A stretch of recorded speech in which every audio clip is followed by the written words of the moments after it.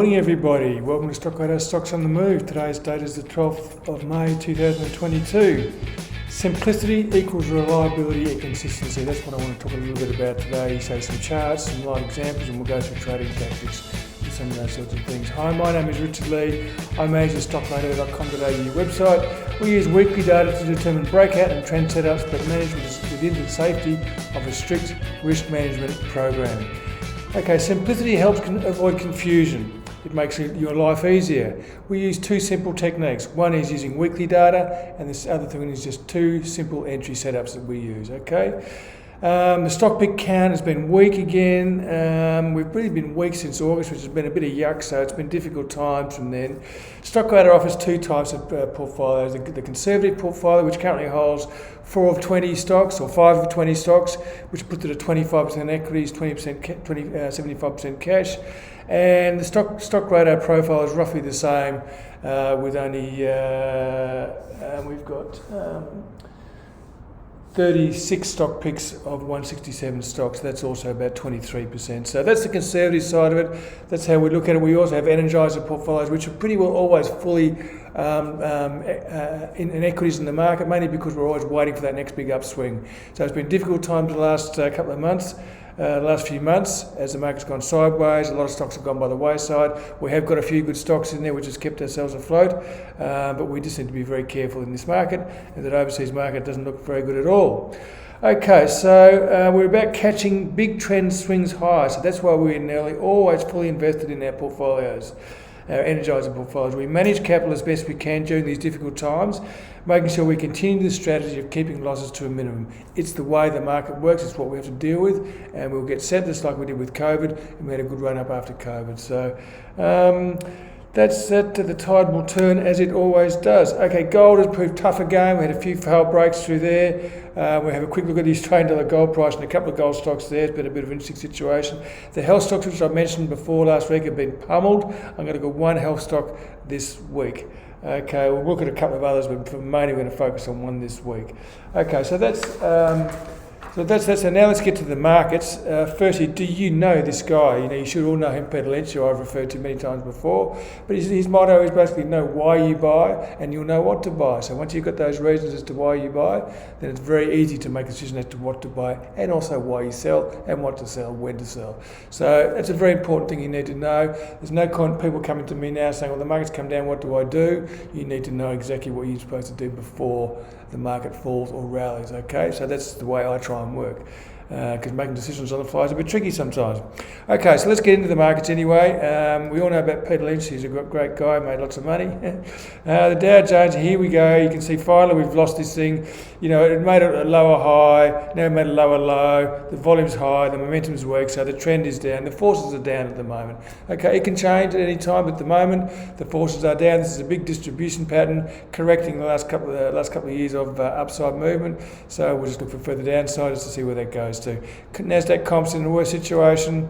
It's already down a long way. We know what's happened to some of those tech stocks. They're finally coming back to earth. Even the Googles and the Amazons having a bit of a struggle at the moment. Apple's still holding up pretty well at the moment, but we know what Facebook's done and Netflix have done, all those sort of stocks. So this index is going to correct, which it should do, because it's been a long time it's been going up.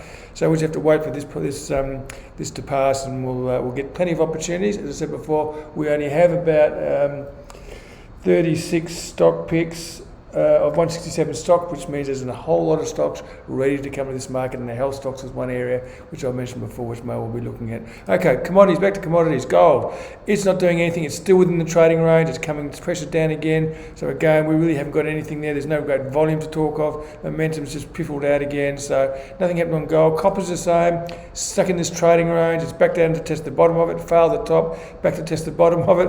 It is finding a bit of support. So we'll just have to really wait and see what happens there. Crude is holding up. It is the one. It had a couple of big down days the last couple of days, but last night was quite a big up one. So we're still holding in this quite volatile pattern, but we're looking at the support down here around about this sort of 96, 100 area. That's the area you don't want to see it fall through, and we may see some further falls there. So Brent crude still looks okay. Volume's lightened off, so there's no aggressive selling. Momentum is still high on the scale, so I'm still happy with that at the moment. Now, our market, the ASX 200. Interesting situation, because we haven't been nearly as weak as we know. mainly because a lot of our stocks have already fallen, I think are already weak, and we've got the resource sector which has held up a lot of the market, even the banks, which really haven't done much, but they have some pretty stable, which means that they're a huge portion of the index, so they're holding the market up. So you look at those top 10 stocks and you'll see what the ASX 200 is basically going to do. So some of those stocks that are holding up pretty well and managing to hold this up. So we're in this trading range. We're back to those old highs here around 7,000. So just under 6,009, over 6,900, 7,000 where we're looking for support there. Momentum's gone flat, so we're neutral there in the ASX 200.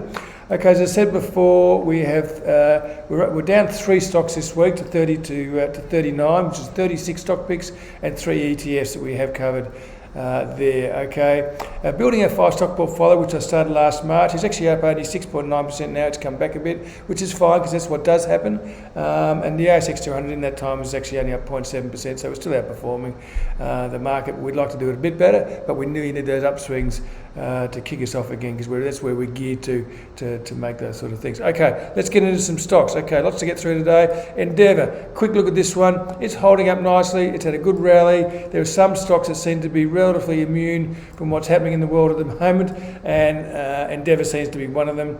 I'm not too sure what's happened today. The market's hardly just opened, so I haven't even checked the market, but that's okay. Trend intensity rating is 9. It's holding up here above the average. Volume's okay. Momentum's good, so your stop is in here somewhere, okay? Maybe you have to go to Stockradar if you want to see where these stops are set, but somewhere in here there will be a stop just in case things go bad. Okay, so Endeavour Group's looking pretty good. We covered that one recently.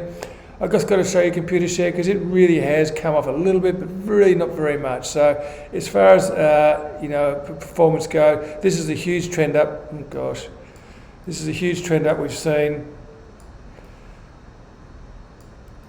this year.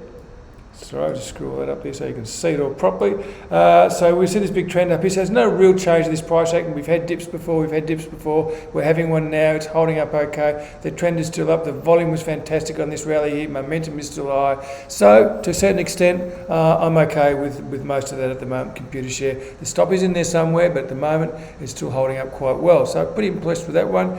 I want to talk to you a little about APA Group. I know we've looked at it before, but again, this stock is performing very well. In an interesting environment. Let me just put it in here so I can see everything that I've got written on the chart here. Sorry. Okay, so there we go. So we've had the breakout here, which we know about. The stock has then come up to reach the highs, and we've seen some very good weekly price patterns where the stock is really, it just doesn't really want to go down. Every time it goes down, it gets bought up again. So you can see all those green bars where the market's finished on the high for the week. So we've reached this area here now. We've got great volume, momentum is great. The uptrend is up, but we've reached this impasse at R1, which we can see has had lots of trouble in here before. So we need to be very careful at R1. But remember, this is the trouble we've got at the moment, but an uptrend overrides all. So I hold at the moment. I don't sell because of resistance. I hold. I'll probably tighten my stop a little bit as the price hesitates below, hoping for a break. And I've written there, a stop is set at a level that protects your profit that you've got, which we have got, but it also allows the market to have a bit of a bounce back around, which it's doing at the moment. So the uptrend is solid. It all looks okay. We just set our stop and let that make the decision for us. And we hope to get a breakthrough the highs of APA there. Metcash, I want to show you again this week. Reason being, it's rallied this week, okay? We took the new high back up here. You saw how the Stockradar strategy worked when we got out and the stop was hit. Unfortunate because it was almost the low of the market, but that's the way it goes. But this prevailing trend seems to be continuing higher at the moment. And these new highs here have been very good for the stock. And again, it made a new high this week, which is fantastic. So Metcash, again, there are some stocks and consumer staple stocks, some of them are not looking too bad. And, they don't seem to be getting hit as hard as some of the other stocks. So we look at another one now, Coles, which we've seen it before, but it's still there. It's still right up there. It's holding well, considering we've had a bit of a breakdown in the market. We're still holding this up here, which is a really good sign. Trend intensity rating is 1. All the signs are good at the moment, so we don't want to worry about this too much. We can nick up the volume here just to see there's a little bit of activity here. It's got a bit better, which is not extraordinary, but we're really looking for that break. That's the real key thing at the moment, the break above the R1 level. Okay, so that is Coles. When prices start to behave a little bit differently, you've got to take notice. Now, TRANSURBAN, I haven't really looked at this stock hardly at all. since COVID, because we had the crash down from COVID. It bounced back up, and since then it's been bouncing between those highs and lows, that high and that low, in a tighter range of between about $12.50 there and about $15. Now, we've just seen over the last week a fairly sharp rally in TRANSURBAN, which has been interesting again because the market's been pretty weak in general. We've seen some very good volume here. Momentum is now starting to get above zero. The price moves above the average, so we're really looking at some pretty positive signs here, but we really need, as I've got here up here, shows promise, definitely worth watching, but it hasn't completed the task yet. It still needs to break some resistance. So an aggressive buy will be back here because there's still resistance up here. A more conservative buy might be up here. I would take this one because that's the way I work, but some people may prefer to wait off till an absolute highs gets hit. But it's certainly worth watching now, TRANSURBAN. Things have changed. The buyers are coming back into this stock, and the stock is looking better than it has from quite a while technically. So keep an eye on that one. Okay, now the gold stocks I mentioned to you before, and in fact what I will first go to is, can I find the $8 gold price in here somewhere? No, I don't think I can see it there at the moment, so we'll just have to wait for that one. But the $8 gold price certainly turned around a bit recently. But if we look at Newcrest, this shows you what's happened to mainly the gold price. We tried to rally, we tried to get through, we didn't get through, we've fallen back. We had some good volume here, which is a really good sign, but it's come back very sharply. And again, Newcrest is our biggest one, Northern Star is another big one. So, you know, this one's come off really quite badly as well. It's almost breaking down below those lows now. I don't expect it to, but it may well do. It's certainly having a shot at it. So there's a couple of the gold stocks, generally how the gold stocks are looking. But if we go across to one that we actually hold, which is PERSUS, it's actually got a nice steady uptrend. It has done for a couple of years. It's going along well. It broke some new highs recently, which we bought, and we're just waiting at the moment. Our stop's in here somewhere, protecting it. Hasn't gone off yet, so we're still waiting for this one. So PERSUS again, you can be careful of the top-down approach. You can miss opportunities. There are things there if you just take your signals using your stock-specific analysis. Okay, so that is PERSUS, which is not looking too bad at all. So there's lots of good stocks out there. I know it's been difficult because there are some stocks being a drag, but we really have to manage our portfolio as best we can at the moment. Okay, make sure we capture some of these good ones to help us along a bit. Now, I mentioned health stocks before. I'm going to have a look at CSL in a minute, but I just want to show you very quickly. There's nothing much on these charts, but I just want to show you what they're looking like. So this is Sonic Healthcare, which has come off from, you know, above $46, it's now down around just above $30. So it's had a big move down and looking pretty sick at the moment. Fischer Parker, another one which has also come down an awful long way. It broke support. It was in that big trading range for a while. It broke support, and then eventually it's just come down at a huge volume. So no, we don't want to look at that one. The next one is Resmed. Okay, and why this is happening, I don't know, but this has come off from $40, it's now below about $28, so it's come back a long way. It may be coming to the support area, I don't know.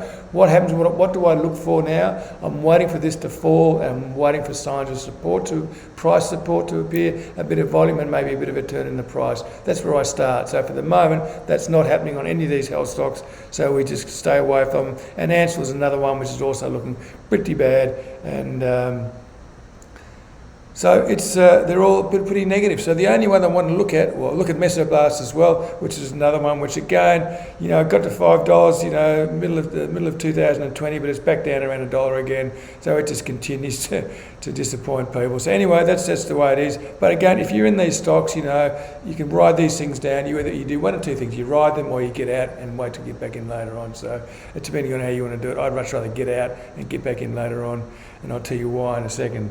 Okay, so CSL, okay, it's probably more hopeful than anything. It's in a trading range. It's been stuck there between about 330 and about 230 for a couple of years now.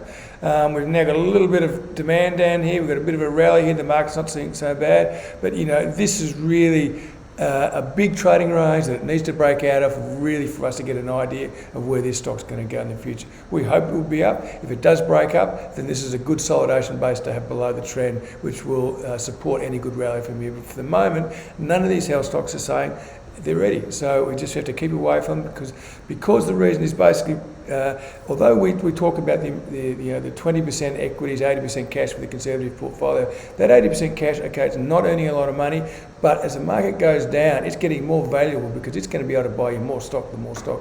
So the cheaper these health stocks get, and the other stocks, your cash will be able to buy more. So you don't want to have your money in equities that are going down. You want to have them in cash, depending on the right balance there. But there is a good position for cash because it does allow you to buy at a cheaper price later on. So just keep that in mind for that. So that's CSL. That's what I think of CSL at the moment. I wouldn't really be touching it too much. So that's really all I've got for there. Okay, then we're going to move on to trading tactics, and we're talking about at the moment the stock market is a simple place if we let it be. So it's really a bit about us. It's all about us. It's all about us taking control of what we do, being disciplined, and making sure we do the right thing. So we don't want to overanalyze. We don't want to over dig around to try and find the answers that we want. We've got to try and have the ability to look clearly with perspective of what we see in front of us, because you can have 5 or 6 people look at the same chart and they'll all come up with a couple of different situation. Now a different outcome. The outcome is one thing, within the trading is the other thing. So that's really, the analysis, as I said before, is probably 10 to 15% of what I do, and a lot of the rest of it is actually building the trade plan and actually implementing the trade plan properly. So in trading tactics, I just want to talk to you about it. This guy Peter Lynch is a very simple proposition. Just know why you buy and you'll know what to buy. So I'm all about people setting your setups right, making sure you actually know when you're going to buy, and then you know what to buy. So it's all about having that structure in place that says yes, no. Talk about a little bit about that now. The stock market is a very simple place if we let it be. Okay, common sense complements analysis. Now, I'm a trend trader. I've looked at Fibonacci's, I've looked at Elliott waves, I've looked at all sorts of mechanical models, all sorts of things. But really, when I come down to it, what we're looking at is the buyers and sellers, and they're showing us what they're doing on the chart. Okay, so really, when we look at the chart, we're looking at buyers and sellers. Are they trending? Is the market going sideways? It's in balance. Is it going down? Are the sellers on top? So we've got to look at those things and be able to see those things in a chart. So common sense will complement your analysis setups that you set up. So I've set up some basic setups over that trend proposition that I have. Right or wrong, it's my way, and then the trading thing is another aspect of it. So we set some basic rules around the price setup. So know where you want to get to and how you're going to get there. So I want to capture trends, and how am I going to capture trends? Well, I'm going to use my own tools to do that. Okay, so common sense price analysis with simple parameters, and don't complicate it. I've got those four rules that we've gone through over the last 4 weeks: the trend, moving average, momentum, and volume. And I just use some very simple on-off buttons to say yes, no, this is good, this is bad. And I don't look for a lot of exceptions to a rule. I'd much rather just take a trade and do it that way. So, common sense price analysis with simple parameters, filters for trends, and indicator overlay. So once I've got my price action, I can then overlay some indicators to help filter out any other ones that we don't want to be in there. So there are probably 3 conditions that I use to capture trends. Okay, so we're using a simple trend definition, then we go simple indicator overlay rules, then we get to what we can do. So there are probably 3 ways you can look at it. One is I have 2 signal setups: a breakout, which is a trend reversal, or a breakout to new highs. So they're the 2 signals I get, but you can also, if you want to, I validate trends. So I give them a trend intensity rating. So any stock that has created a breakout or a trend reversal and has a qualified trend intensity rating of 4 or greater can be bought. Because the theory is that a trending stock is always going to be higher next week than it is this week. And the odds say that will be true, okay? So you can always buy a stock on Stockradar if it's trending. You don't have to get in right at the start if you don't want to. You can buy a trending stock if you want to wait a little bit. As long as you use your stop losses, you'll be okay, all right? So your conditions that you use for your setup should always be well qualified. I've got very specific rules for my setups, okay? So they follow a degree of certainty, okay? So I'm looking for that accumulation, the downtrend accumulation. I'm looking for that swing in price that we know happens all the time. And if I can sort of focus my mind on what that is doing and capture those movements, then it's highly unlikely I'll be able to make some money, because a trend may well develop. Okay, so I follow a degree of certainty in what I do. It's a bit about what I talked about at the start. Be brutal. Take your trade plan right back to the basics. Strip it bare. Right back to the basics, the rules that you know work, and then just work those rules really hard until you really you can make some money. So there's really a 5-step process. You do your price analysis, which we're looking at price analysis. We're looking at buyers and sellers. We're looking at, is there a trend there? Is there a downtrend there? We have indicator rules to confirm and help us. We have an outcome. So then we get an outcome, buy, sell, or stay neutral. Then we've got to buy, sell. We then execute that trade, and then we put our stop in place. And that's really what we do. And each week I follow that process with all the stocks that I cover. Okay, so it's a fairly simple process. And as I said before, this is a simple place, and it should be. So the outcome should generate a clear yes/no decision. You should know before the market does something that you know what you are going to do. Okay, so that is important. We arrive at our destination. So Stockradar has gone through all these processes. It has arrived at two simple setups: the trend reversal, the new high, and the exit is the stop. So as transparent as you can be, as honest and straightforward as I can be, this is it. This is where it's at, and you can mould your trade plan around what I do, whatever you like to do. But it gives you a good concrete base to build on. Okay, so that's most of what I've got for you today. I hope you enjoyed what I watched. There's quite a lot of stocks there. I know the market's having a tough time. We've got to be careful at the moment. But these things happen. Remember, every few years there's a correction of 10, 20, 30, 40, 50%. We've got to, if we're in the market, we've got to be prepared to deal with those things. So know what you're going to do when it happens. Keep your objectives and expectations simple and real. Okay? Don't expect to make a lot of money in a market like this. It's hard. Keep your setups and your analysis rules, analysis routines simple and clear. No confusion, just simple and clear. The result, high profitability and better consistency. Okay, your win-loss ratio should go up.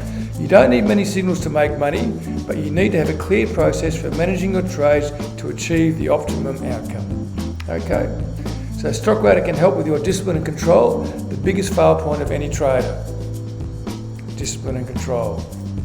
Try a 2-week trial of Stockradar and see for yourself and follow us if you like. Okay, stay safe this week, watch your stops, and enjoy the trading week, and I'll see you all next week. Thank you.